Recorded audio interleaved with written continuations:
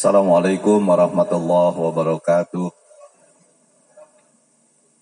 Alhamdulillahilladzi arsala rasulahu bil huda wa dinil haqq liyudhhirahu ala dini kulli wa kafa billahi syahida. Subhanaka la ilma lana illa ma 'allamtana innaka antal alimul hakim. Rabbi shrahli sadri wa yassirli amri wahlul 'uqdatam min lisani yafqahu qawli. A'udzu billahi minasy syaithanir rajim. Bismillahirrahmanirrahim. Ya ayyuhalladzina amanu taqullaha wal tanzur nafsum ma qaddamat lighad. Wattaqullaha innallaha khabirum bima ta'malun. Wal muslimin wal muslimat rahimakumullah, bapak-bapak, ibu-ibu yang dirahmati Allah Subhanahu wa taala. Marilah kita bersyukur kehadirat Allah atas nikmat iman dan sehat. Kita dapat hadir menunaikan sholat subuh berjamaah. Dan kita diberikan nikmat kekuatan, kesabaran dan keikhlasan untuk hadir di majelis ilmu. Mudah-mudahan silaturahim kita di majelis ilmu ini mendapatkan keberkahan dan limpahan rahmat dari Allah Subhanahu wa taala. Shalawat serta salam marilah kita haturkan untuk baginda Rasulullah Shallallahu alaihi wasallam. Semoga dengan senantiasa bersolawat dan berkirim salam untuk Rasul kita semua yang hadir di majelis ilmu pagi ini, keluarga kita di rumah, orang tua kita khususnya kandung, mertua yang masih ada maupun yang telah tiada, kiranya di yaumil qiyamah kelak semuanya akan mendapatkan syafaat dari Rasulullah Shallallahu alaihi wasallam. Bapak Ibu yang saya hormati, mari kita bersama-sama sebelum mengkaji lebih jauh, memaknai kata syukur lebih dulu ya, memahami kata syukur.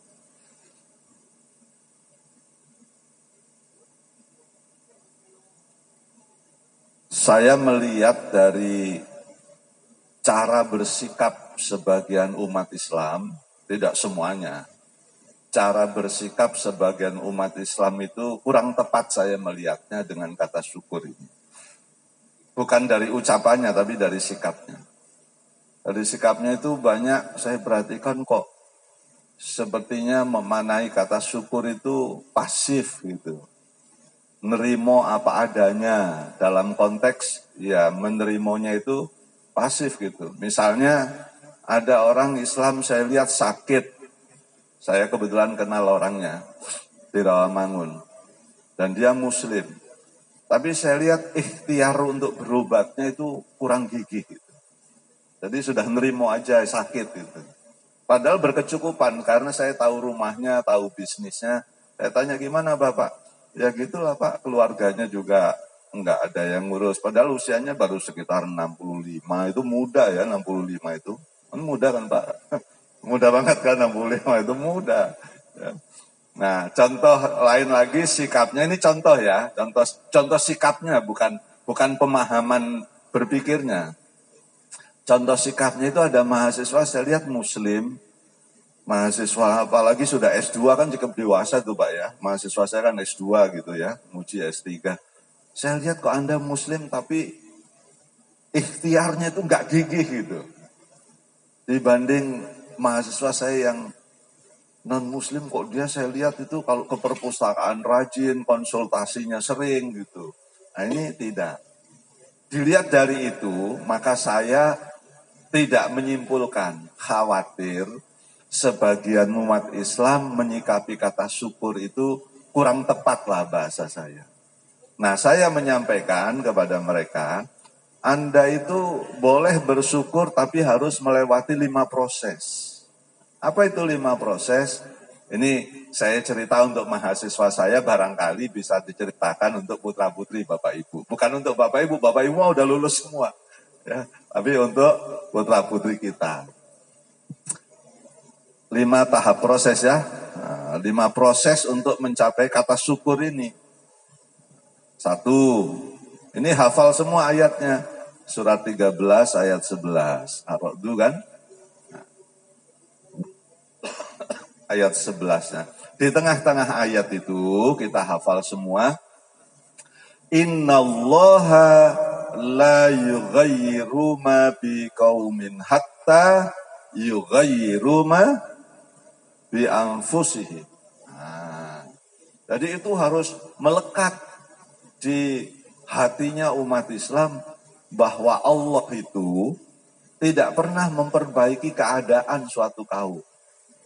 Dari Allah itu tidak pernah mengubah nasib kita. Allah itu tidak pernah mengubah prestasi Anda. Saya bilang gitu kalau kepada mahasiswa. Kecuali Anda sendiri mengubah. Kalau mahasiswa S1, kalau muslim, saya bilang Anda harus 3,5 IP-nya minimal. Harus cum laude. Nggak boleh 2,7. Nah, nggak boleh. 3,5. Karena muslim gitu. Jadi jangan dimaknai bersyukur ya lulus dengan IPK 3, alhamdulillah. Tapi nggak melalui proses ini. Jadi umat Islam harus di dadanya itu betul-betul nasib saya nggak berubah kecuali saya mengubah. Makanya saya bilang nggak boleh orang itu selesai sholat subuh ini ngobrol-ngobrol aja. Kecuali pensiunan. Ya, kalau pensiunan, tapi pensiunan itu sumbernya 3 kan. 1 dia mantan ASN, 2 dia mantan karyawan perusahaan, 3 anaknya udah jadi semua.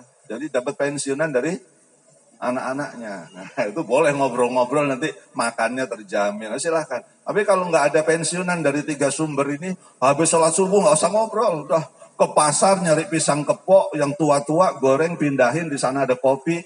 Nah, jadi harus begitu umat Islam. Nggak boleh banyakkan ngobrolnya kecuali ada pensiunannya tadi. Nah, kalau nggak ada jangan. Jadi nanti yang tidak pensiunan jangan ngobrol. Gitu ya. Jadi jelas itu kan. Nah, yang kedua apa? Surat Al-Insyirah, Alam Nasroh ini. Ini hafal tapi prakteknya saya lihat umat Islam jauh. Karena dia saya nggak ahli bahasa Arab, cuma berikhtiar memahami artinya. Dari membaca terjemahannya maupun tafsirnya. Aida farokta fanso. Nah cuma banyak juga orang yang nggak tahu asbabul nuzul turunnya ayat ini. Bapak Ibu baca di tafsirnya, Rasulullah Shallallahu Alaihi Wasallam itu selesai berdakwah, selesai berjuang, masuk waktu sholat, istirahat capek. Allah tegur Muhammad, gitu bunyinya. Dimulai dengan Muhammad. Kalau kamu selesai dengan satu pekerjaan, dengan satu urusan, segera, ada kata-kata gitu Pak. Segera Pak, kerjakan urusan yang lain dengan sungguh-sungguh. Jadi umat Islam itu yang benar, waktunya produktif. Nggak banyak ngobrolnya, nggak banyak. Kecuali pensiunan tadi Pak. Itu silahkan ya kalau udah pensiunan sumbernya ada 3 itu dari ASN masih dapat 3,8 sebulan. Untuk makan berdua cukup. Iya kan? Listrik udah anak. Untuk makan cukup 3, kedua golden sick hands pesangon dari perusahaan masih cukup. Boleh. Ketiga anaknya 3 orang jamin semua. Aku sekian, kamu sekian. Boleh. Nggak apa-apa. Tapi kalau sumber 3 itu nggak ada jangan. Nah ini Faidah Farokta Fansop, kerja keras, produktif. Saya cerita Bapak Ibu, semalam waktu ngisi di Babu Salam Ramangun, saya cerita. Saya mohon maaf tidak bermaksud pamer, saya cuma pamer pengalaman. Saya tanya jamaah yang muda-muda, Anda tahu nggak Korea Selatan itu merdekanya kapan? Banyak nggak tahu. Bapak Ibu juga banyak yang nggak tahu ya mungkin ya. Korea Selatan sama kita merdekanya bedanya berapa lama? 2 hari. Lihat aja Korea Selatan merdeka tanggal 15 Agustus 2045. Kita tanggal 17. Tapi tahu nggak Bapak Ibu sekarang Korea Selatan yang tidak pernah berdoa itu sudah maju 20 tahun lebih awal daripada kita. Padahal dia nggak ngerti ayat. 20 tahun lebih maju. Di sana tingkat literasinya udah 100%, Pak. Nggak ada yang nggak sarjana orang Korea Selatan.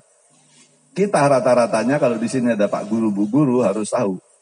Harapan lama sekolah Indonesia baru 12 tahun. Artinya baru harapan. Harapannya itu lulus SMA.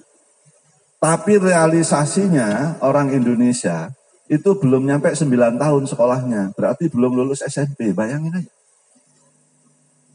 Orang Indonesia itu belum lulus SMP rata-ratanya, Pak ya. Rata-ratanya. Orang Korea Selatan udah sarjana. Jepang udah sarjana. Merdeka beda 2 hari. Saya 3 minggu yang lalu, 1 minggu berada di Malaysia, berada di Singapura. Saya itu ke kamar mandi nepuk-nepuk gitu. Malaysia ini tahun 70 nyari guru dari Indonesia. Tahun 70. Saya masuk ke ruang sekolah SD kebangsaan 3 Malaysia karena saya bawa guru-guru Muhammadiyah berkunjung ke sana supaya terbelalak matanya.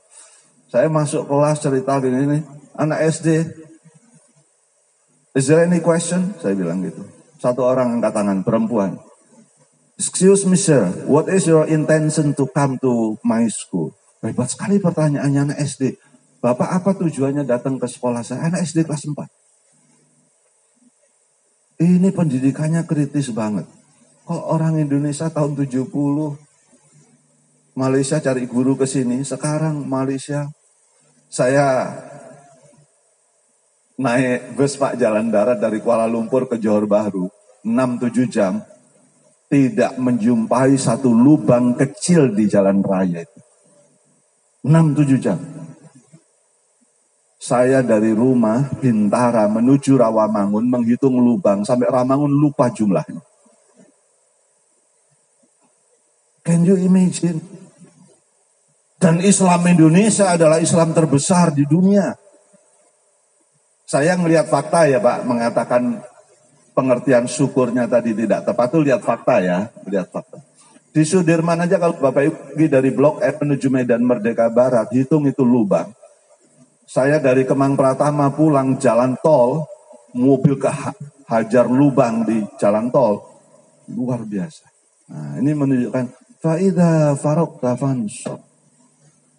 Maksud saya, orang Korea Selatan, orang Jepang, orang Eropa, hanya sampai di sini saja maju. Kita masih punya lagi bisa dibayangkan? Bapak Ibu di sini pasti Ayahanda Heri, mohon maaf Bapak saya sebut ya, pasti sudah pernah ke negara-negara maju. Saya bermalam di Skotlandia pernah 8 hari. Bermalam di Bremen di Jerman pernah 10 hari. Di Frankfurt pernah tidur. Di Hamburg sudah. Di Belanda pernah mampir. Di Wales pernah tidur. Tahun 91 saja mereka tuh jalan di sekitar pertanian. Gak ada jalan rusak. 91. It was 31 years ago. 31 tahun yang lalu. Indonesia loh sampai sekarang kok ngurusin jalan aja gak selesai. Bisa dibayangkan. Umat Islam. Nah. Sampai di sini ya. Kita itu punya resources yang ketiga. Apa itu resourcesnya? Wa ila rabbika farghab. Mereka tidak punya senjata doa bisa maju. Kita yang punya senjata doa nggak maju-maju. Hah? Mereka nggak punya loh. Mereka nggak memohon kepada Allah, ya Allah tolong saya. Nggak pakai doa bisa maju. Kita dikasih suruh kerja keras, disuruh berdoa, nggak maju-maju. Di mana yang salah? Nah, maksud saya ini bukan untuk Bapak Ibu tadi ya. Untuk siapa? Keturunan kita, anak cucu kita. Jadi kalau anak kita nggak maju, itu ada kontribusi kesalahan kita di dalam mengedukasi mereka. Karena pendidikan kan sumbernya 3 ya, ada Bapak Ibu guru di sini. Salah satunya siapa? Pendidikan informal education, pendidikan keluarga. Jadi kalau ada anak keturunan kita nggak maju, ada kontribusi kita di dalam kesalahan itu. Mengedukasinya tidak menggebu-gebu begini. Nah, kita punya doa yang ketiga. Nah, Ini pemahaman saya yang awam di dalam mendidik mahasiswa. Kalau saudara sudah kerja keras, saudara sudah berdoa, selesai sholat duha. Jangan selesai sholat duha ngobrol. Selesai sholat duha, you go to the library. Pergi ke perpustakaan, buka buku. Saya ceritakan. Waktu saya kuliah dulu, teman saya ada orang Jerman, orang Prancis, orang Italia, orang Yunani, orang Jepang. Dalam satu kelas tuh ya. Mereka kalau ke perpustakaan dari pagi pulang-pulang pukul 9 malam. Anda baru masuk keluar ngopi. Ngopi jam 10 kan nyenek ya Pak ya. Habis ngopi, ngobrol, tanggung ini udah mau duhur katanya. Nanti kita masuk, bentar lagi duhur. Udah kita tunggu duhur, sampai duhur. Habis duhur jam makan siang. Habis makan siang ngantuk, tunggu sebentar lah. Nah, akhirnya jam 2 masuk. Asar keluar lagi kan. Nah, jangan ibadah dijadikan alasan untuk kita tidak maju. Ramadan ini bukan dijadikan alasan untuk kita tidak produktif. Makanya minum vitamin, olahraga, jalan kaki, makan jangan terlalu banyak nasinya gitu. Supaya nggak ngantukan. Tapi kalau Bapak ngantuk karena dengar ceramah saya berhasil. Karena salah satu tujuan mendengarkan ceramah itu ketentraman Ustaz. Jadi kalau orang itu dengar ceramah pada ngantuk, itu berhasil sekali pengajiannya. Bikin orang sudah pada tentram. Begitu. Maka saya nggak pernah mengganggu orang yang ngantuk. Kan itu tidur itu nikmat yang luar biasa Bu. Banyak orang tidur susah. Kalau kita duduk aja bisa nyenyak itu alhamdulillah. Itu ketenangannya tinggi sekali. Ya. Saya ngomong begitu karena di sini nggak ada yang ngantuk. Nggak khawatir menyinggung orang ya. Nah ini. Jadi kok bisa kalau orang mereka itu membacanya kuat, kita tidak. Nah, kalau Anda sudah bekerja keras, saya bilang kepada mahasiswa saya, Anda sudah berdoa, siapkan ruang dalam dada Anda. Untuk apa Pak? Menerima keputusan Tuhan yang kadangkala tidak sesuai dengan harapan kita. Anda tadi waktu berdoa minta berapa? 100 Pak. Nah, itu belum tentu dapat 100 Anda. Bisa jadi turunnya 60, 65, itu bagus. Kalau turunnya 35 gimana? Disitulah memaknainya bahwa Anda perlu tawakal setelah kerja keras, setelah berdoa. Anda tawakal karena keputusan hak prerogatif rezeki is God's authority. Otoritas tuh Tuhan. Kita cuma harus bekerja keras, berdoa. Maka sesudah itu wa ala rabbihim yatawakkalun. Anda harus tawakal. Al-Anfal ayat 2. Tawakal. Jadi tawakal itu silahkan kalau ada yang mau memaknai di depan silahkan. Ya. Tawakal itu terintegrasi dengan ikhtiar boleh. Ya. Bekerja sambil tawakal boleh. Tapi kalau diurutkan untuk memudahkan pemahaman saya begini. Pertama memahami nasib di tangan sendiri. Kedua, cara mengubahnya bekerja keras. Anda jangan sombong menganggap mampu secerdas apapun, sesehat apapun, maka gantungkan harapan kepada Tuhanmu, menunjukkan bahwa Anda adalah makhluk yang lemah. Ya kan? Habis itu buka ruang lebar-lebar di dalam dada Anda untuk menerima keputusan Tuhan yang kadang tidak sesuai dengan harapan kita. Itulah tawakal. Kita minta 100, turun 65, maka Anda harus menyikapi inilah yang kelima, kata syukur ini. Walaqad ataina Luqmanal hikmata aniskur lillah. Wa may yaskur fa innama yaskuru li nafsi. Wa man kaffara fa innallaha ghaniyun hamid. Berapapun pemberian Tuhan, pemberian Allah harus kita sikapi dengan penuh syukur. Itu. Minta 100, turunnya 45. Disikapi dengan syukur. Nah. Jangan kayak orang kufur. Ini versus kufur. Nah. Kalau orang kufur itu ciri-cirinya 2 perilakunya kan. 70 Al-Ma'arij ayat 20, 21. Nah. 1. Idza massahu syarru jazua. Orang kufur itu ketika menerima keputusan Tuhan nggak sesuai harapan, mengeluh, keluh kesah. Kalau orang mukmin nggak boleh dong. Kita beriman dan beriman suruh puasa, hasil yang pertama apa? as-sabirina. Nih. Surat Ali Imran 17. Pertama, sabar. Pengertian sabar bukan nerimo, bukan pasrah. Harus melalui proses ini. Sabar itu pengertiannya harus melalui proses bekerja keras, berdoa. Baru sabar menerima keputusan Allah. Jangan salah, sabar itu nerimo, ya nggak boleh. Umat Islam. Jadi ini, keluh kesah. Nah, jadi bersyukur itu di sini tadi pengertiannya, jangan keluh kesah. Yang kedua, wa idza matsahul khairu manu'a. Jangan minta 100 karena turun 65, nggak beramal. Ada itu orang Islam, minta 100, turunnya 35. Ternyata nggak cukup. Akhirnya mau berinfak nggak jadi. Yang seharusnya infak itu setiap hari sebelum berangkat ke masjid atau belum masuk masjid, bismillahirrahmanirrahim. Punya kotak infak di rumah atau di depan. Tapi karena tidak bersyukur, kalau diberi kemudahan, pelit, kikir. Wa idza massahul khairu manu'a, kikir.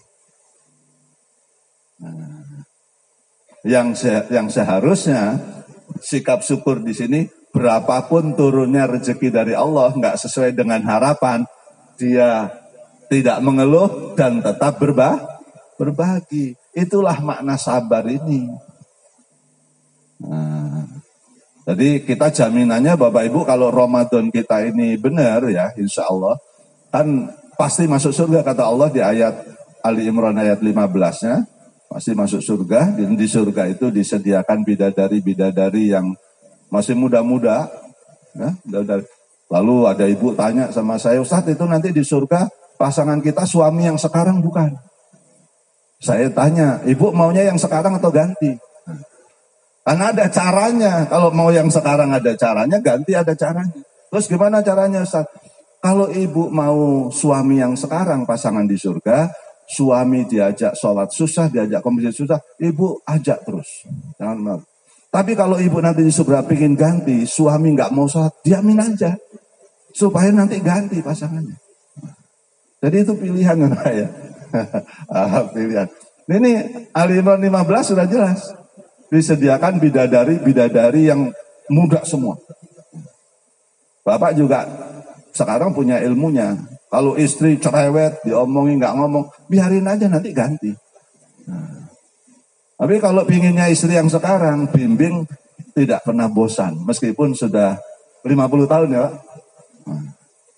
Sudah 50 tahun, tidak pernah bosan membimbing. Tapi ada suami yang bilang bosan papa sama kamu. Nah, itu berarti ingin ganti. Ya. Ini Bapak Ibu. Jadi sabar, wasodikinya benar atau jujur, wal qanitina istiqomah. Masuk surga kalau memenuhi kriteria 5 ini Bapak Ibu. Wal munfikina dermawan, wal mustakfirina bil ashar, senang, mohon ampun di waktu sahur. Betul-betul dibilang oleh Allah di waktu sahur loh Pak. Sahur yang paling baik adalah ya di akhir malam supaya dekat subuh kan. 1 jam terakhir. Berarti kira-kira kan ini as-sabirina was-sadiqina wal qanitina wal munfikina wal mustakfirina bil ashar. Nah, hari ini kita bahas sabar aja karena itu ada kaitannya dengan syukur ini. Nah, ya, sini ya. Kenapa harus sabar? Nah, surat Al-Ankabut ayat 2 jelas. Ahasiban nasu ayyutraku ayyakulu amanna wa hum la yuftanu. Bapak Ibu, ini konsekuensi kita karena ngaku beriman. Allah bilang, kamu jangan ngaku beriman kalau nggak mau diuji. Jadi kalau orang beriman itu pasti konsekuensinya harus Diuji. Logikanya kita itu tahu emas itu karatnya 24 setelah dites. Bapak Ibu nggak bisa percaya ini 24. Pasti Bapak Ibu tolong dites dong. Setelah dites baru ketahuan 24 karat, 20 karat, 18. Iman juga gitu kata Allah. Di ayat yang ketiganya. Walaqad fatannal ladzina min qablihim fala ya'lamanallahu alladzina shadaku wala ya'lamanal kadibin. Jadi kata Allah Subhanahu wa taala, iman orang itu perlu dites supaya imannya ketahuan sodaku benar atau imannya kadibin. Pura-pura beriman. Jadi tes itu untuk mengetahui kualitas iman kita, Pak. Saya sendiri sebetulnya tidak begitu tahu kejujuran saya. Bapak Ibu percaya? Saya sekarang jujur, Pak. Tapi kualitasnya saya nggak tahu. Karena saya tidak pernah pegang uang jadi bendahara, saya nggak pernah.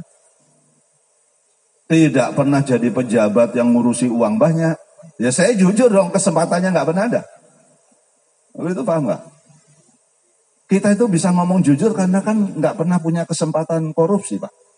Bayangkan kalau Bapak Ibu sekarang pengelola uang, jumlahnya triliunan, ada nggak sih pikiran kalau ada proyek ini 2% aja dari 1 T berapa? Akhirnya nego di awal. Jadi maka dari itu saya ngajak, nggak usah kita suka menuduh orang lain imannya ini. Kita belum tentu, Pak. Belum. Saya nggak berani bilang saya ini jujur, enggak. Tapi kalau dibilang saya ini pekerja keras, berani karena sudah teruji dari keluarga miskin ini, sekolah beasiswa dari SMA sampai S3 beasiswa semua. Nah, itu udah teruji. Tapi kalau kejujuran karena memang saya waktu tugas di Menko Kesra sampai Pak Deputi marah, disuruh jadi pemegang uang muka. Jangan saya, Pak, alasan saya nggak ahli saya, Pak. Padahal saya takut nggak kuat. Iya, suruh megang uang muka itu. Atau PPK, pejabat pembuat komitmen. Saya belum tentu kuat dengan uang. Alasan saya nggak punya kepakaran. Nah, ini Pak, sabar. Tapi sabar itu tadi setelah melalui proses ini ya. Kerja keras, berdoa. Nggak boleh kalau sakit sabar aja, Pak. Tapi nggak berikhtiar ke dokter, nggak berikhtiar. Nggak boleh. Miskin lalu diterima saja. Nggak boleh, apalagi miskinnya baru usia 40 tahun. Jangan. Kalau umurnya sampai 70 gimana? Masa miskin terus 30 tahun ke depan?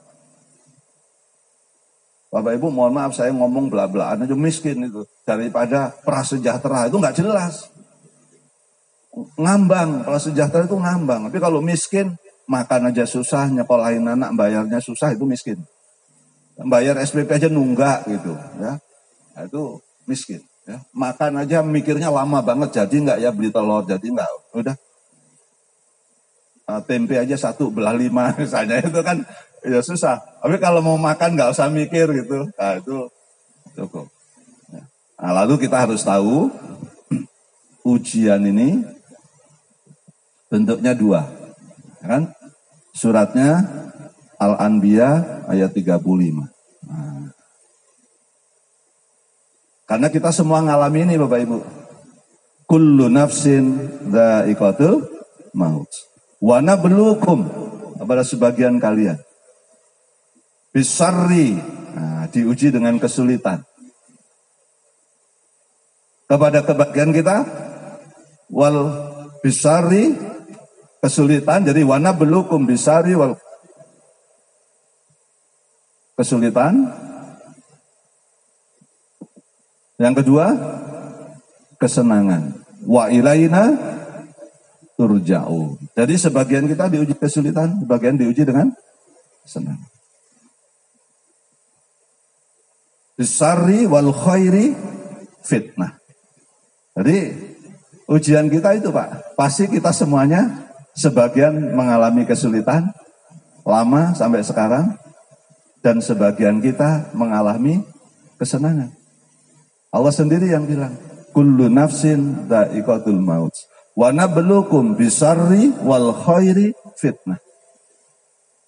Ujian kita cuma dua ini bentuknya. Kesulitan, kesenangan. Maka hasil puasa kita harus tangguh menghadapi ini karena pertama as-sabirin, sabar. Tapi untuk menuju sabar, kerja keras dulu, berdoa sungguh-sungguh. Tidak boleh langsung tiba-tiba sabar aja, nggak boleh. Nah. Ujian kesulitan Bapak Ibu kita semuanya tahu, cuma ini menyebutkan ayatnya saja. Al-Baqarah 155, Al-Baqarah 214, ini yang paling berat Pak ya, Al-Baqarah 214 ini sampai malapetaka. At-Taghabun, diuji istri, diuji anak, 14, 15. Tapi semuanya kita kalau disuruh mendeskripsikan, kesulitan Bapak apa? Kekurangan harta, ada di sini. Bapak hartanya banyak, tapi kekurangannya apa? Istri saya nggak taat-taat. Ada. Ibu juga begitu, saya sih nafkah dicukupi Pak. Tapi suami saya itu kasar. Nah, itu bengis kayak Fir'aun kan. Kan istrinya taat banget kan Bu ya. Siapa istrinya namanya? Asia ya. Suaminya kan sombong banget. Meskipun ibu dinafkahi dengan cukup, tapi suaminya nggak lemah lembut. Ada. Bapak ibunya soleh dan soleha, anaknya beling. Anak siapa itu? Nabi Nuh ya. Bapak sholat subuhnya rajin banget. Pulang kuliah subuh istrinya belum sholat. Nah, istrinya Nabi Lut ya. Ada. Oh suaminya udah pulang kuliah subuh loh, istrinya belum sholat, udah sholat subuh, baru bangun Pak, loh pulang udah suruk, udah masuk 2 istrinya belum sholat subuh, bayangin aja. Itu udah kawin 30 tahun, kan jengkel ini tuh Pak. Tapi karena pingin tetap bersama di surga, maka nggak pernah bosan. Ya, ini coba kesulitan, termasuk sakit. Masuk sakit. Tapi sakit yang begini Bapak Ibu bukan ujian, ini azab nih. Sakit yang model gimana? Olahraga enggak, makannya santan sih sekali-sekali Pak. Ya. Pagi sekali, siang sekali, malam sekali. Sekali-sekali kan? Wah ya kan namanya sekali-sekali Ustaz, enggak bisa langsung banyak enggak, sekali-sekali ya. Dan itu dikerjakan tiap hari. Ya pagi, siang, malam tiap hari itu ya, sakit. Kemudian ngerokoknya 3 bungkus. Saya ngomong begini nggak khawatir menyinggung karena saya lihat nggak ada yang ngerokok. Nggak ada. Maka saya ngomong belak-belakan aja. Jadi orang yang sakit karena makannya sembarangan, tidak olahraga, ngerokok, itu bukan ujian loh Bapak Ibu meskipun rajin sholat. Itu azab. Meskipun sholat. Karena azab itu pengertiannya adalah wama asobakum mim musibatin fabima kasabat aidikum wa ya'fu an kasir. Semua keburukan itu kata Allah karena kamu. Tapi saya ingin mengampuni. Yang dimaksud ujian sakit itu begini Bapak Ibu. Ngerokok tidak. Olahraga jalan kaki rajin. Tidak mau begadang kecuali ada perlunya kata Roma Irama. Kecuali ada perlu Pak ya. Perlunya itu silaturahmi atau apa. Bukan masih muda gitar-gitaran. Begadang, ganggu tetangga. Tawuran Ramadan pertama di Jalan Layu Ramangun. Ya. Ramadan pertama, tawuran. Terus sakit, itu azab. Ya. Jadi mesti tahu miskin itu pun bisa azab, bisa ujian. Harus sadar diri. Kenapa Bapak miskin? Ya itulah Pak, dulu waktu saya sekolah kerjaannya bolos azab itu. Tapi jangan dibilang Bapak diazab, jangan. Diamin aja, cuma Bapak tahu dia azab. Nah sekolah bolos mulu kerjaannya sekarang miskin.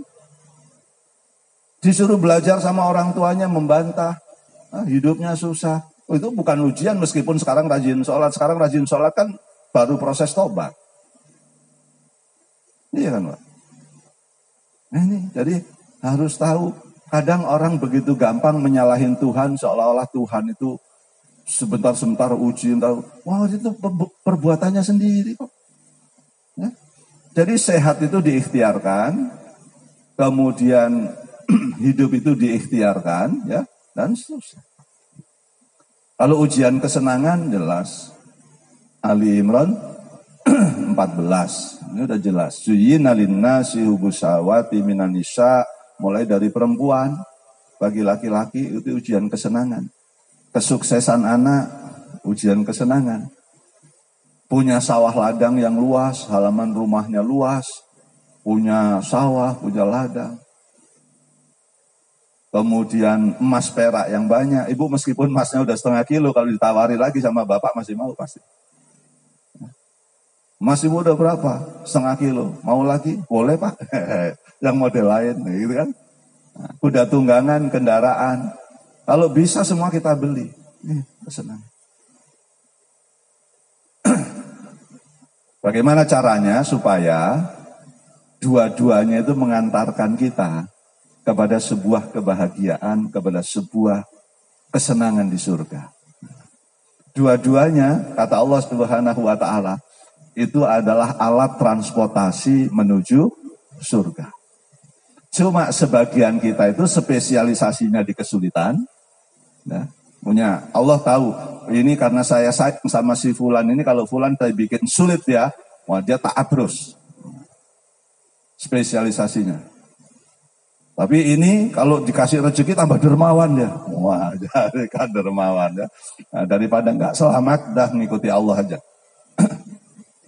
Supaya sabar bagaimana? Kita perlu mengenali kebaikan dari ujian. Kebaikan dari kegagalan. Nah, satu, Al-Baqarah 157. Nah, ulaika alaihim shalawatum mir rabbihim wa rahmah wa ulaika humul muhtadun. Orang kalau diuji dengan kesulitan, kekurangan harta, kurang penghasilan, tidak hanya kurang harta ya, kurang penghasilan lebih berat lagi. Kemudian sakit, ya. Saya sedang mengingat-ingat satu ayat lagi tiba-tiba hilang. Jadi ujian itu bisa menghapus dosa. Nah, ya. Sepertinya Ali Imran tapi lagi hilang. Jadi ujian itu Bapak Ibu, kalau kita dikasih kurang harta, sakit, bermasalah di rumah, tapi menghadapinya dengan sabar, maka sepanjang kita bersabar itu kata Allah, maka aku akan menghapus sebagian dosa-dosa. Itu ada ayatnya, ya, kalau ada yang bisa bantu nanti. Perintahnya awalnya hijrah, orang-orang yang disakiti, orang-orang yang diusir dari kampung halamannya, gitu bunyi terjemahannya. Nah ini, kalau ini diganti dengan kebaikan yang sempurna. Jadi kalau ada di antara kita, sepanjang hidupnya lebih banyak mengalami kesulitan, apapun bentuknya, kita bersabar, maka kita itu akan diganti di surga dengan kebaikan yang sempurna. Tapi yang paling menyenangkan ini Al-Baqarah 214 ini. Am hasibtum an tadkhulul jannata walamma ya'tikum masalul ladzina khalau min qablikum. Jadi kata Allah Subhanahu wa taala bahwa orang yang diuji dengan kesulitan sampai malapetaka Pak bentuknya, dia sabar, mereka itu adalah calon penghuni surga. Oleh karena itu saya mengajak kepada kita sekalian, siapapun di antara kita yang sekarang sedang dalam kesulitan, tetaplah ista'inu bisobri wassalah. Itu pengertiannya kalau diterjemahkan kan, mintalah pertolongan dengan sabar dan sholat. Tentu di situ harus ada ikhtiar, tidak boleh pasrah, ya, tidak boleh pasrah. Nah, jadi ini berakhir dengan surga. Kalau kesenangan, supaya berakhir dengan surga akan kembali ke judul. 1. Al-Furqan 63 wa ibadur rahmanil ladzina yamsuna 'alal ard hauna wa idza khotabahumul jahiluna qalu salama. Jadi kalau ada di antara kita diuji dengan kecukupan rezekinya, anak sukses semua, jabatannya bagus, ya apa, supaya masuk surga jadi orang tawadu aja. Jangan menyombongkan diri. Allah tidak suka sama orang yang sombong, ya. Jadi Allah nggak suka sama orang yang menyombongkan diri, angkuh. Ciri-ciri orang sombong kata Allah, kalau ketemu orang buang muka. Itu di surat Luqman ayat 17 saya kira, ya. Surat 31 ayat 17. Jadi kalau ketemu orang buang muka, angkuh, nggak level. Apalagi mau menyapa di tempat umum, ini tetangga pakaiannya aja nggak level. Ya. Tadi kalau ketemu pura-pura nggak tahu. Ya. Yang kedua, Bapak Ibu, supaya kita selamat, menyikapinya dengan penuh syukur. Raja Sulaiman surat An-Naml itu surat berapa ya? An-Naml ya? Bukan, 24 An-Nur. Masa sih? Ayat 40. Betul ya, 27 ya? Ayat 40. Surat 27, ayat 40. Kira-kira dialognya begini kan? Betul Bu, An-Naml 27? Betul Pak? Ya, ayatnya 40 insya Allah. Jadi kan kisahnya, kita semua tahu sejarahnya, Raja Sulaiman tuh namanya juga raja. Berarti jabatannya kan paling tinggi. Kedua, Raja Sulaiman itu Pak, selain raja, orangnya kaya raya. Di Indonesia belum ada presiden yang paling kaya Pak di Indonesia. Tapi Raja Sulaiman dijabat jadi satu. Udah dia kepala negara, kaya raya, ilmunya paling tinggi. Sampai bisa bicara sama binatang. Saya merasa orang itu nggak ada apa-apanya dengan Raja Sulaiman. Kalau pernikahan saya baru 35 tahun, sampai sekarang aja ngobrol sama istri masih sering bertengkar. Betapa bodohnya. Tapi Raja Sulaiman sama binatang paham loh. Belum lewat itu binatang udah minggir semua. Lah kita udah pingin kopi, kopinya nggak datang-datang. Istri kita tuh nggak ngerti-ngerti. Udah 35 tahun dan 40 tahun. Nah, berarti kan kebodohan kita jauh di bawah Raja Sulaiman. Tapi ketika Raja Sulaiman didatangi orang pintar, ditawari lagi kan, Baginda Raja masih mau nggak singgasana itu? Kalau Baginda mau, satu kedipan mata, maka singgasana itu akan hadir di hadapan Raja. Bagaimana sikap Raja Sulaiman? Angkat tangan, ya Allah, ini semua karena karunia Engkau. Jadi keberhasilanku, aku jadi raja, aku kaya raya, aku berilmu karena karunia Engkau. Sesungguhnya, itu dialognya gitu, di An-Naml 40 kan Bu? Sesungguhnya engkau ingin melihat apakah hamba ini termasuk orang yang kufur atau hamba termasuk orang yang bersyukur. Maka kalau mau selamat, sikapilah kesenangan, kesuksesan ini. Satu, dengan sikap rendah hati, tawadu. Kedua, senantiasa bersyukur. Itulah Bapak Ibu kajian kita pada pagi hari ini. Meskipun saya kalau diundang ke sini Pak Mauludin, saya ada senangnya, ada sedihnya. Senangnya saya mau nangis sedih. Senangnya saya berjumpa dengan Bapak Ibu kembali. Kesedihan saya adalah saya ingat bahwa umur kita berkurang terus.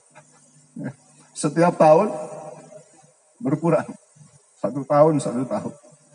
Jadi itu kira-kira Bapak Ibu ya, yang perlu saya sampaikan pagi hari ini. Supaya kita sadar aja bahwa saya di mobil itu senang ya sedih gitu ya. Ini. Itu yang bisa saya sampaikan, mudah-mudahan Allah memberikan hidayah dan kekuatan kepada kita sekalian. Ya. Kalau ada yang mau tanya boleh, silakan. Ini yang bikin sehat kan beliau nanya terus. Ini mic-nya nggak ada. Assalamualaikum warahmatullahi wabarakatuh. Nama saya Pak Ustadz Muhammad Idris Pola. Begini Pak Ustadz, kita berbicara tadi mengenai judul yang diberikan Pak Ustadz ini, itu storage. Storage itu perut. Berapa persen kira-kira perut itu membuat baik kita atau berapa persen membuat jelek kita? Karena perut itu kan macam-macam yang dimakan, macam-macam itu segala macam. Nah, gimana kira? Berapa persen? Kira-kira 92% yang sehat atau 20% yang tidak sehat. Ini pertanyaan saya dulu pertama. Terima kasih. Ada lagi Bu, Pak, yang mau nanya? Oh boleh, habis dua lagi ya. Jadi supaya nggak lupa ya Pak. Cukup ya 3 ya Pak? Cukup. Ini pun kalau dijawab lama-lama. 1, 2, 3. Berapa persen? Saya tidak bicara persentasenya Pak Haji Idris. Yang saya sampaikan, termasuk ini ditambahkan ya hadisnya itu bisa puasa itu. Allah sudah pesan pertama, inna syaitona ya, oh ini hadis. Ya ayuhan nasu kulu mimma fil ardi halalan thayyibah. Wala tattabi'u khutuwatis syaiton innahu lakum adu mubin. Jadi kata Allah Subhanahu wa taala di Al-Baqarah 168, makanan halalan thayyibah. Pertama halal cara mencarinya, thayyib itu penafsirannya sudah dikeluarkan hak orang lain, juga kualitas gizinya. Kata almarhum Dr. Subki Abdul Qadir.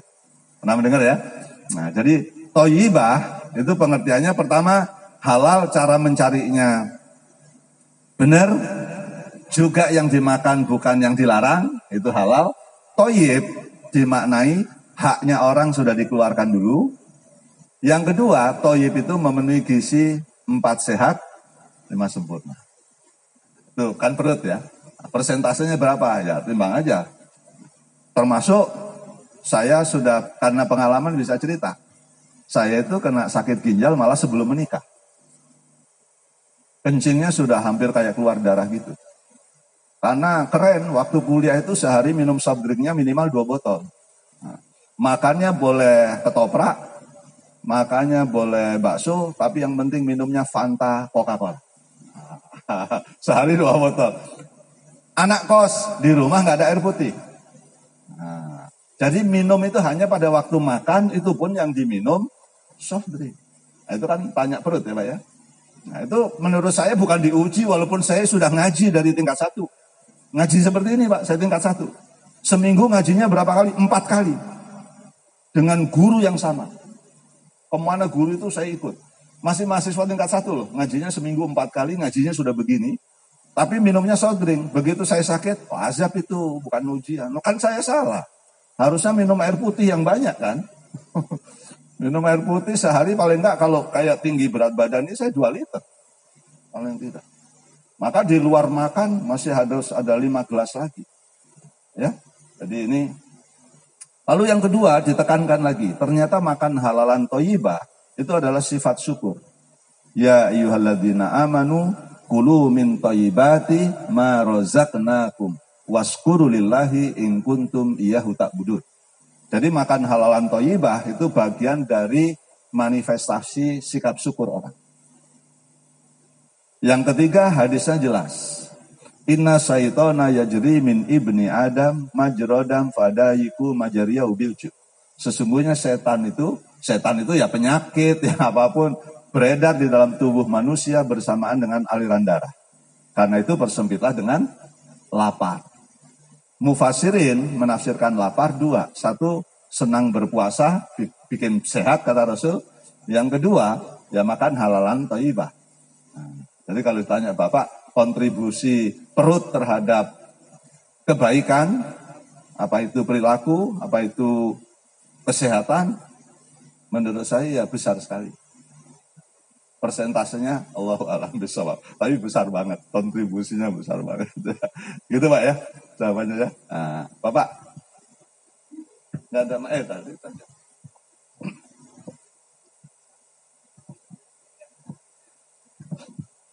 Bismillahirrahmanirrahim. Terima kasih Pak Ustadz. Assalamualaikum warahmatullahi wabarakatuh. Waalaikumsalam. Kaitannya dengan syukur yang tadi awal Pak Ustadz jelaskan ya.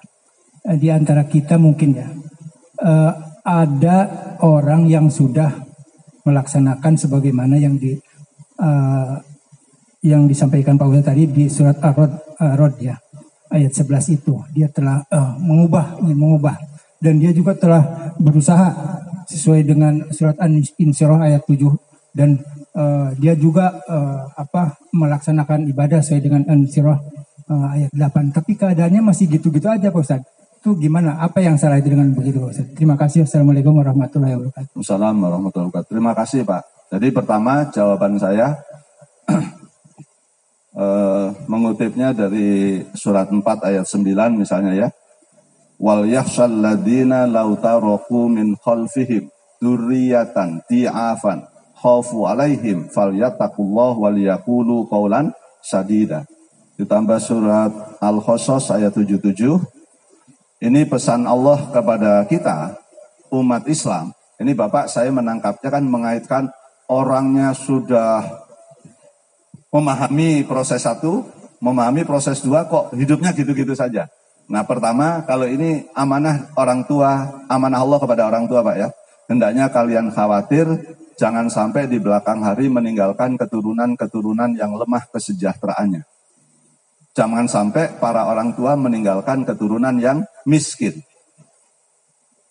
Di sini yang Al-Qasas 77 wabtaghi fima ataqallahu darul akhirah wala tansa nasibaka minad dunya. Orang Islam itu diingatkan jangan hanya mikiri akhirat.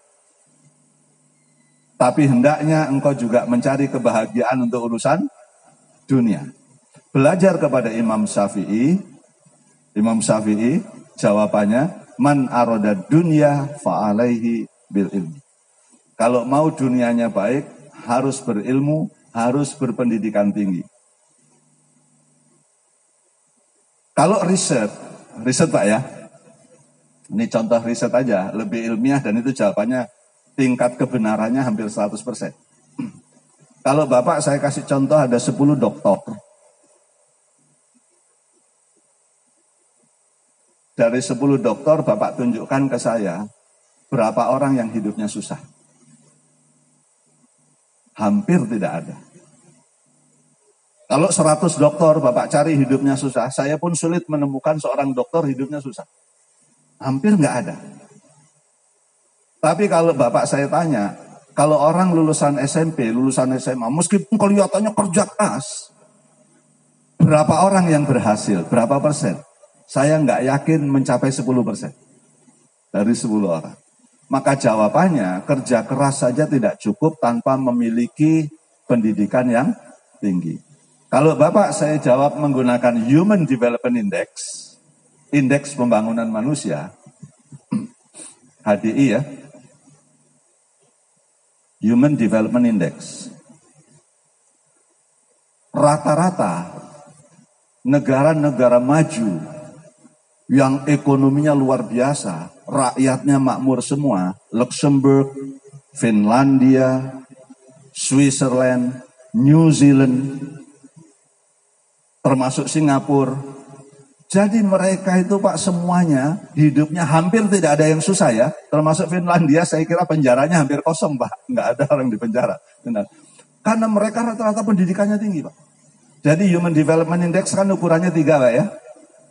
Satu adalah rata-rata lamanya menempuh pendidikan. Semakin tinggi pendidikan orang, semakin berkualitas hidupnya. Kedua, tingkat kesehatan. Kesehatannya diukur pada waktu ibu hamil dan melahirkan. Harapan hidupnya itu berapa lama. Kalau ibu sehat, anaknya sehat, maka dimungkinkan panjang umur. Tapi kalau orang yang nggak berkualitas, melahirkan, kalau nggak ibunya, anaknya meninggal. Nah itu nggak berkualitas. Yang ketiga, kesejahteraan, dan ini disepakati oleh negara di dunia. Semua negara yang pendidikannya seperti Korea Selatan, seperti Jepang, seperti negara-negara Finlandia, Switzerland, hampir nggak ada yang miskin Pak. Yang miskin biasanya pendatang, bukan orang setempat. Karena kalau Jerman kuliah aja gratis kan Pak bagi orang Jerman. Indonesia seandainya tidak ada kebocoran 349 triliun, mungkin kuliah juga gratis Pak di UNJ tempat saya. Membayarnya murah banget, UKT-nya cuma 3 juta, ada yang 0%. Cuma yang 349 triliun, aliran dana yang mencurigakan. Maka saya tunjukkan Pak ini ilmiah. Di mana negara itu tingkat korupsinya rendah. Bapak cek aja yang saya sebut. Luxembourg, Finlandia, Switzerland, New Zealand, Singapura. Itu karena dikelola dengan kejujuran oleh pemerintahnya, negaranya makmur. Jadi kejujuran itu, maka di sini yang kedua,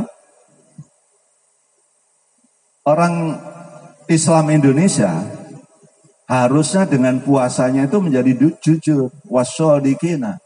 Ditambah Al-Mu'minun ayat 8, walladzinahum liamanatihim wa ahdihim ra'un.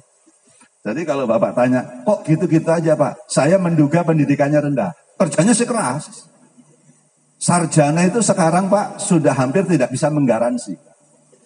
Maka saya bilang kepada anak-anak saya, ayah selesai nyekolahkan sampai kamu sarjana, tapi sudah pada S2, anak mantu pada S2. Sekarang saya motivasi lagi, don't think about the money. Jadi money follow your education. Uang itu mengikuti pendidikanmu. Maka jangan pernah berhenti menuntut ilmu. Meskipun sudah umur 35 tahun, you go abroad, continue your study. Apakah itu hanya bisa dilakukan oleh orang kaya? Enggak. Saya sendiri anak orang yang sangat miskin, tapi karena motivasinya kuat, saya SMA sudah dapat beasiswa, kuliah S1 beasiswa, kuliah S2 tes lagi ikut ke Inggris. Sebagian orang teman nggak lolos, saya lolos. S3 saya bilang kalau saya nggak scholarship, saya nggak sekolah. Biasa. Intinya kerja keras itu harus dimulai dari kapan? Dari kecil. Maka pendidikan informal itu, pendidikan keluarga harus ada keteladanan dari bapaknya. Jadi punya anak tuh dari kecil melihat bapaknya tuh rajin membaca, rajin kuliah. Itu anaknya ngikut tuh Pak. Anaknya ikut. Jadi jangan pernah berhenti karena sudah sarjana nyari uang aja. Jangan. Itu nanti kualitasnya kurang. Pendidikannya naikkan lagi. Menurut saya jawabannya adalah pendidikannya. Jadi pendidikan bukan hanya pendidikan formal Pak ya. Termasuk informal. Keteladanan, kemudian komunikasi, doa dari orang tua yang luar biasa. Nah, itu penting. Contohnya ya seperti Nabi Ibrahim alaihissalam.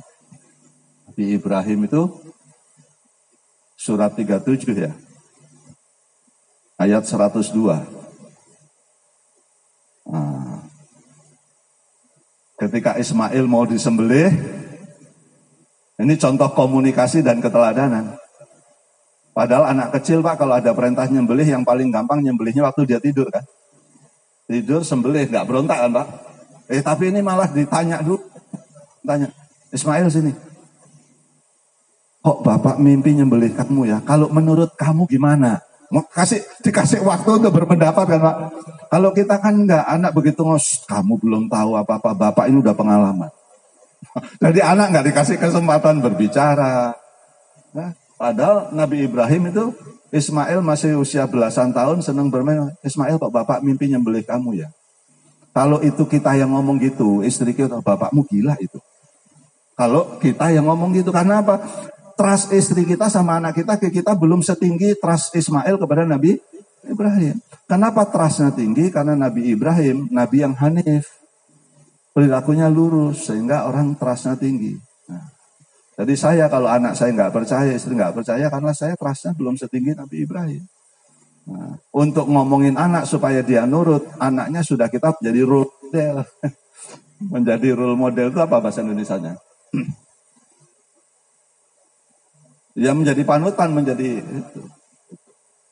Dari dia kecil itu lihat bapaknya senang baca, lihat bapaknya itu nggak banyak tidur-tidur, tapi terus bergerak. Itu walaupun nggak ngomong Pak, kan dilihat ya Pak ya, saya kira ya. Nah, itu jawabannya kira-kira Pak seperti itu. Terakhir ya Pak. Terima kasih Pak. Terakhir ya. Waalaikumsalam warahmatullahi wabarakatuh. Ustadz, saya mendengar cerita Ustadz tadi bahwa Indonesia itu sudah merdeka tahun 45. Sampai sekarang kurang lebih sudah 77 tahun merdeka. Namun kenyataannya dibandingkan dengan negara-negara lain, khususnya dari yang disebutkan Ustadz tadi, Jepang, Malaysia, Korea Selatan, dan sebagainya, Indonesia jauh lebih ketinggalan kemajuannya dibanding dengan negara-negara yang lebih maju. Baik dari sumber daya manusianya dan sebagainya. Padahal negara Indonesia mayoritas adalah Muslim. Bahkan setiap kali berdoa terus menerus. Pertanyaannya, kenapa Indonesia masih jauh ketinggalan dari negara-negara lain, bahkan sumber daya manusianya termasuk kesejahteraannya. Padahal sumber daya Indonesia lah luar biasa. Pertanyaan yang kedua, bagaimana caranya supaya bangsa Indonesia lebih maju, minimal setingkat dengan negara yang lain dan bisa masyarakat sejahtera? Itu aja, Ustaz. Terima kasih Pak, saya senang sekali itu ditanya ya. Mumpung saya tiba-tiba muncul ayatnya, surat 16 ayat 112. Pertama, saya melihatnya, saya tentu tidak tahu banyak Pak, cuma kalau pertanian, saya kira kita semua tahu bahwa tanah Indonesia itu subur Pak ya. Dan usia kita tahu semua, kata Kus Plus, dulu air lautan kita itu nggak asin Pak, kolam susu. Dulu kolam susu sekarang berubah asin kan gara-gara ini libasal ju'i wal khaufi bima kanu yasnaun. Coba Bapak baca terjemahnya, surat 16 112. Perumpamaan suatu negeri yang dahulunya kaya raya, makmur, sejahtera. Tapi karena penduduknya tidak bersyukur tadi langkah-langkahnya ini ya Pak ya, bukan cuma bersyukur, banyak penduduknya yang malas, penduduknya tidak taat, maka dijadikanlah pakaian ketakutan dan kelaparan bagi mereka. Jadi pertama, saya melihatnya, kalau menuduh perorangan saya bisa ditangkap. Ini sulit dibuktikan, tapi saya merasakan. Pertama, menurut saya, tidak menuduh perorangan, saya merasakan di Indonesia itu tingkat korupsinya masih tinggi. Dan yang korupsi gilanya lagi, kalau dikaitkan dengan keimanan, penegak hukumnya dan pendidikan. Dulu pernah diliris Pak, korupsi itu yang besar di Indonesia itu kepolisian sama pendidikan. Bahkan Menteri Agama ikut korupsi percetakan Al-Quran. Kan masih ingat kan Bapak ya? Bagaimana kira-kira negeri kita nggak terpuruk? Saya sudah 3 kali masuk ke pertambangan Nusa Halmahera Mineral, tambang emas di Maluku. Wah Bapak kalau lihat emas kita geleng kepala Pak. Kalau Bapak pergi dari mana Ayanda Heri, Kalimantan Timur tuh, nama bandaranya? Balikpapan, menuju ke Samarinda. Itu kalau malam hari semua gunung itu kayak api Pak, karena batu baranya luar biasa. Jadi menurut saya Indonesia itu negaranya kaya, yang miskin rakyatnya. Kan agak beda kan Pak? Negaranya itu kaya, tapi rakyatnya miskin. Karena menurut saya tidak ahli Pak, karena bukan bidang saya kan pendidikan bidangnya. Itu tidak dikelola dengan kejujuran menurut saya. Ya sekarang meskipun itu belum terbukti, kok bisa seorang Menko curiga 349T. Nah itu kan kalau untuk dana pendidikan luar biasa Pak. Jadi itu satu. Yang kedua, saya tadi mau jawabnya 2, yang satu tidak tiba-tiba hilang aja. Jadi tata kelolanya itu saya kaitkan dengan ayat Pak ya. Bapak kalau mau baca ayatnya ini saya tunjukkan. Surat Al-A'raf. Ayat 59 sampai 99. Nanti Bapak akan temukan, tapi kalau di catatan HP-nya sudah ada sih. Dilarang mengurangi timbangan. Itu kontribusinya Pak. Kalau negara itu terutama kehancuran itu penyebabnya 6 ya di sini. Salah satunya adalah pemimpin-pemimpin yang menyombongkan diri. Saya lihat aja catatan saya. Oh ini pengajian paling lama ya Pak? Ya nggak apa-apa lah Pak, ketemunya setahun sekali. Kan ini sudah yang terakhir. Bapak tetap ikhlas saja, kalau enggak nanti pahalanya jadi hilang. Udah dengerin 1,5 jam, pahalanya hilang.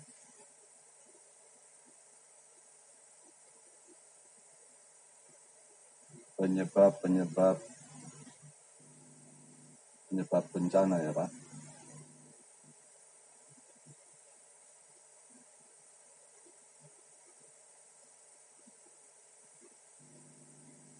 Ini pun perlu saya baca.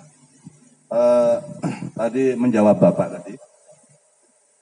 8 kompetensi yang harus dimiliki oleh generasi sekarang, kalau hidupnya mau bagus, itu nggak cukup sarjana saja, tapi di luar sarjana. Ini hasil penelitian IBM, Pak ya. 1, dia harus cakap berkolaborasi. Meskipun IP-nya tinggi, kalau nggak bisa berkolaborasi dengan orang, nggak bisa maju. 2, menguasai teknologi digital. Sarjana apapun. 3, mempunyai problem solving. 4, cakap berkomunikasi secara lisan maupun tertulis. 5, punya work ethic. 6, punya leadership, punya kepemimpinan. 7, multicultural fluency, bisa bekerja sama dengan orang yang latar belakangnya beda agama, beda kultur. Kalau orang Islam kan maunya sama Islam aja. Tapi nggak bisa maju kalau untuk bisnis, nggak bisa, betul Pak. Ya. Yang terakhir itu career management, punya manajemen karir. Nah, karena itu ketemu saya bacakan dulu. Kemudian saya punya kutipan juga ini kebetulan, kalau mau dibaca. Nanti kalau mau diminta boleh saya share, tapi ini bahasa Inggris semua tapi ya.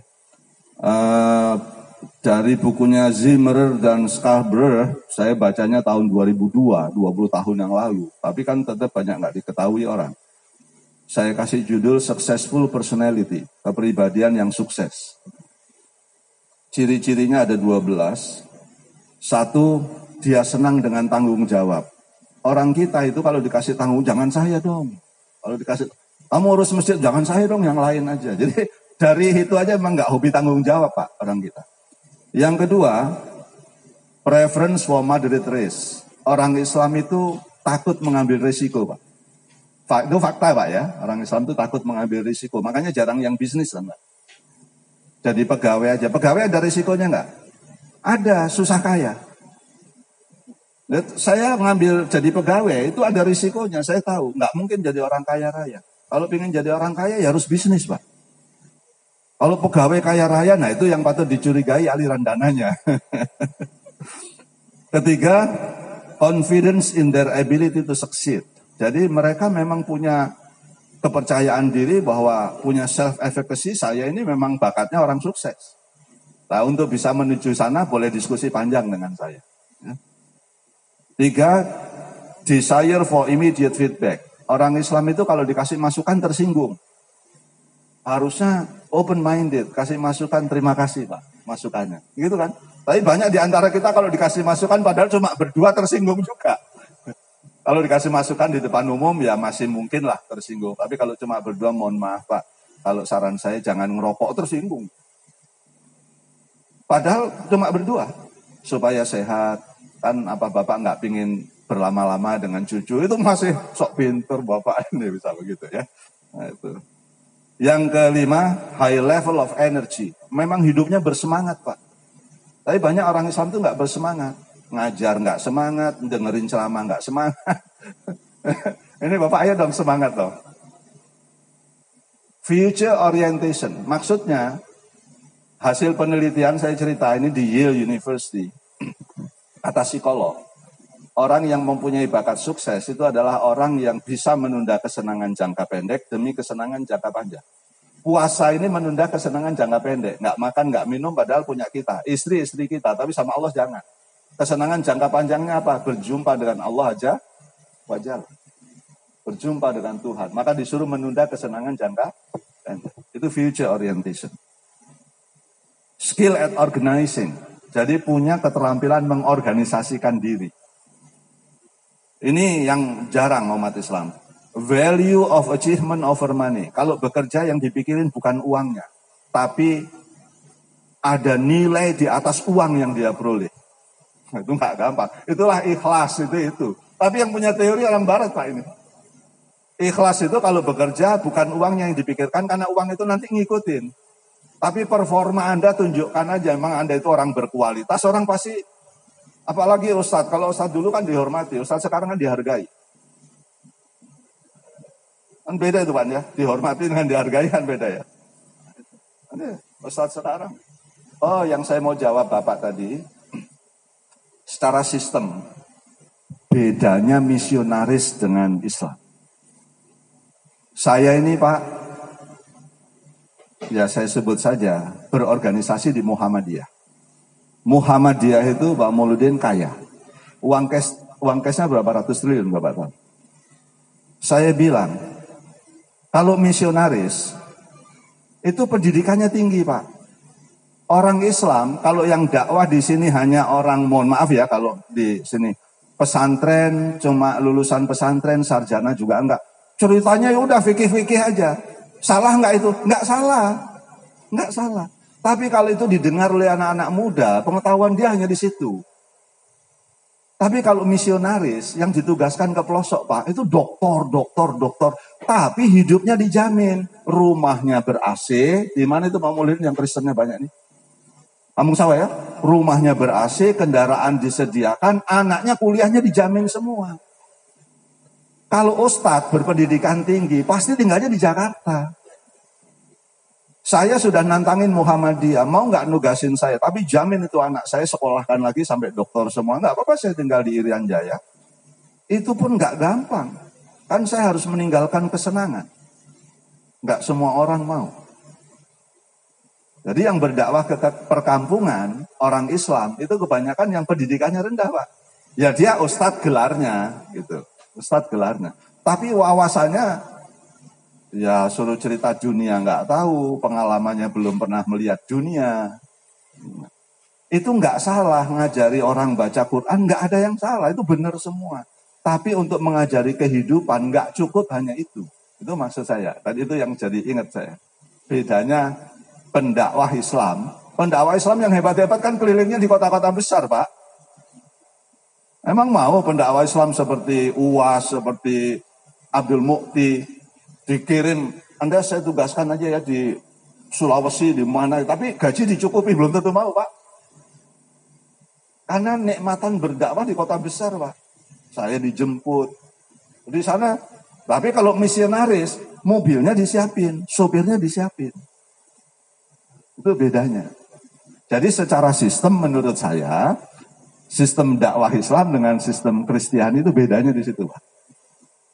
Kalau Kristiani pendekatannya bukan cuma nasihat, makannya pun dipenuhi Pak. Umatnya dikasih Indomie, makanya pada keriting semua kan sekarang. Rambut. Kalau kita rambutnya kan nggak keriting, karena Indominya nggak ada supply-nya. Nah, gitu Pak ya. Saya tadi lagi nyari yang 8 ya Pak. Udahlah kelamaan Bapak takutnya. Saya takutnya malah nggak ikhlas gitu kan, udah panjang sekali. Ya. Saya mohon maaf lahir dan batin. Mari kita tutup taklim kita dengan doa kafaratul majelis. Subhanaka Allahumma wa bihamdika asyhadu alla ilaha illa anta astaghfiruka wa atubu ilaik. Assalamualaikum warahmatullahi wabarakatuh.